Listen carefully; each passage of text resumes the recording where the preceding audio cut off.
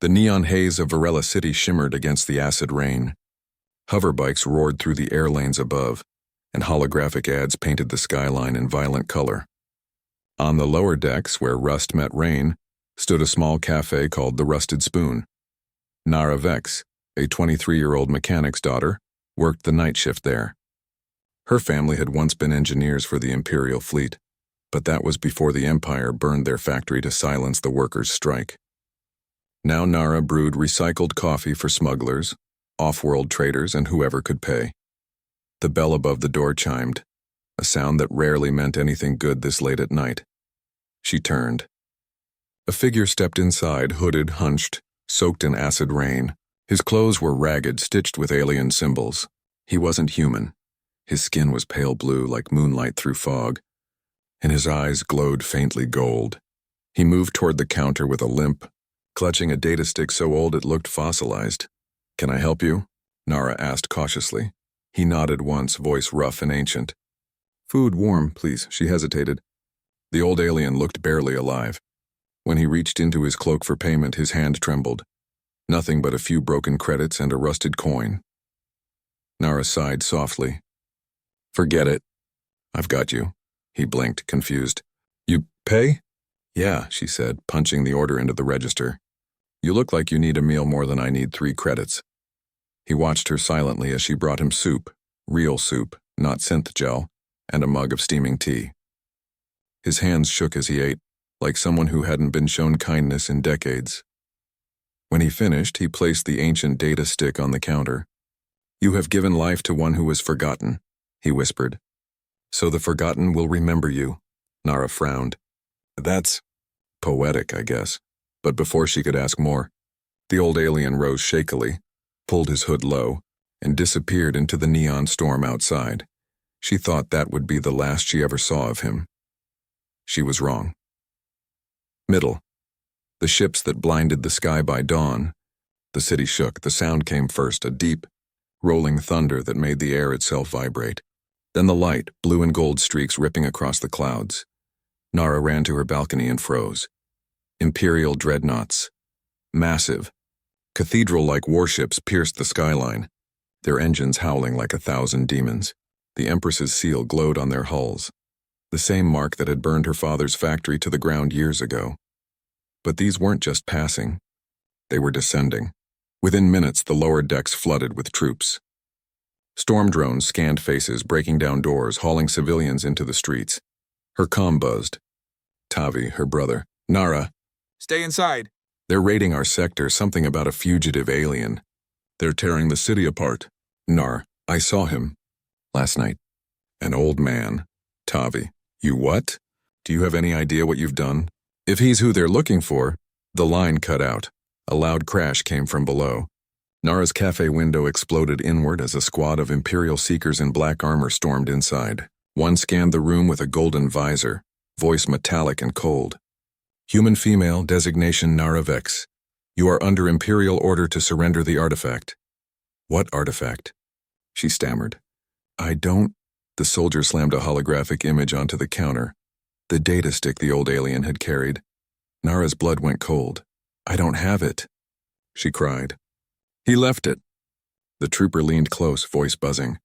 "Then he chose you, and you have sealed your fate." Before they could grab her, she bolted, through the broken window across the metal walkways of the lower decks. Sirens wailed. Searchlights swept the streets.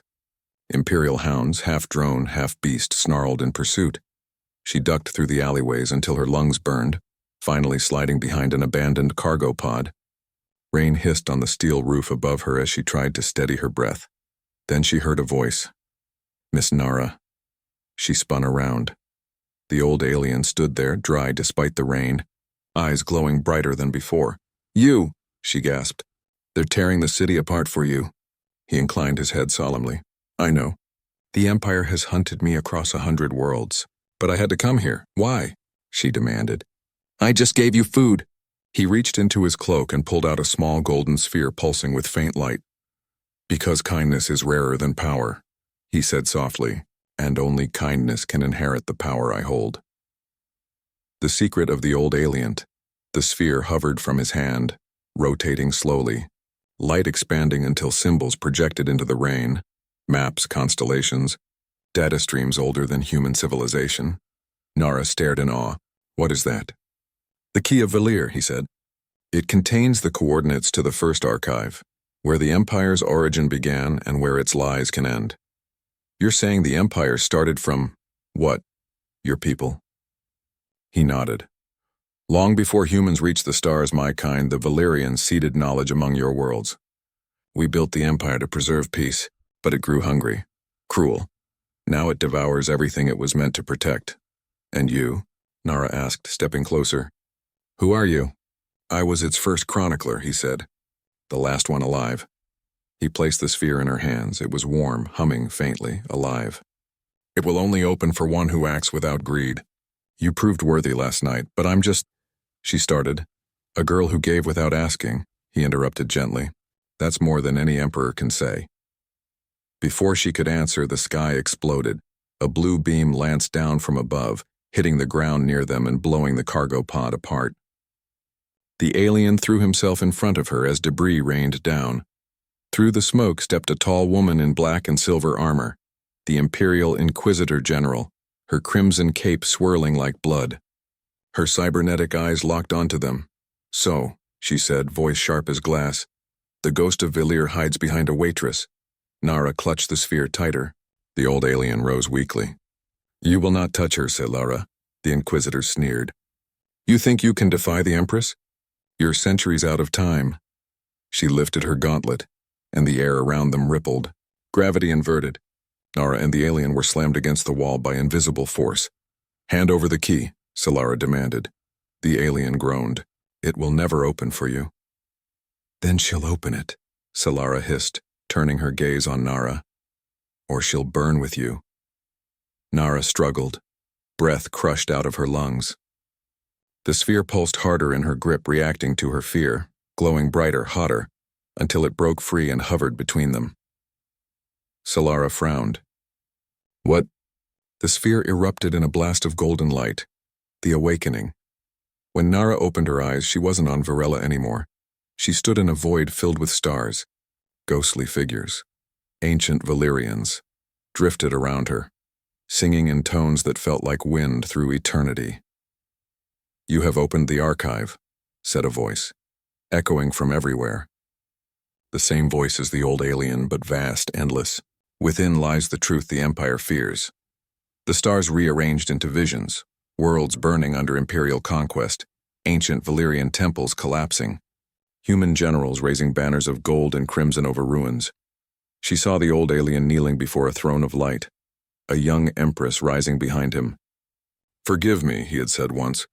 I gave them knowledge, not wisdom. And then the voice spoke again. Nara Vex, child of the fallen, you may carry the memory of all that was. Choose seal it away forever or reveal it and shatter the Empire. Her heart pounded.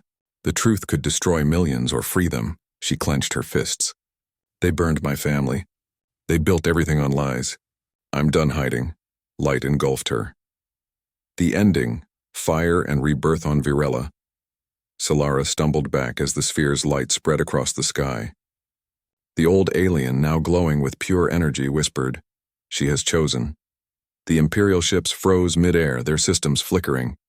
Every database, every archive, every AI core in the Empire suddenly streamed with new data.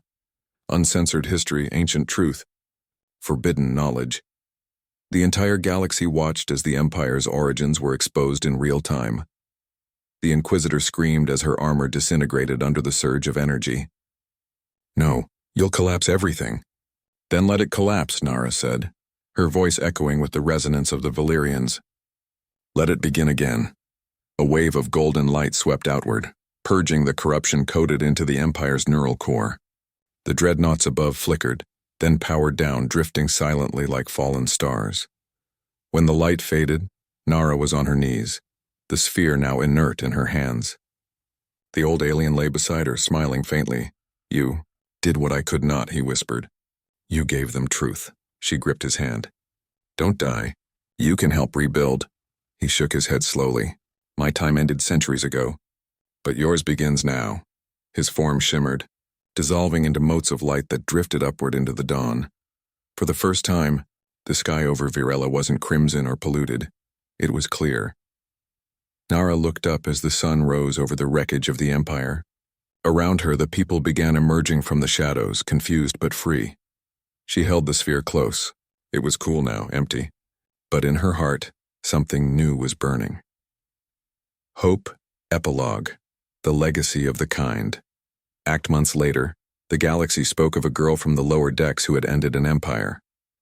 They called her the Giver, though all she had given was a meal and kindness. Her name spread to the far colonies. Some built statues, others built schools. The Empire's remains fractured into free systems, united not by fear, but by remembrance. And deep within the stars, where the old aliens' kind once sang, a single voice whispered through the void.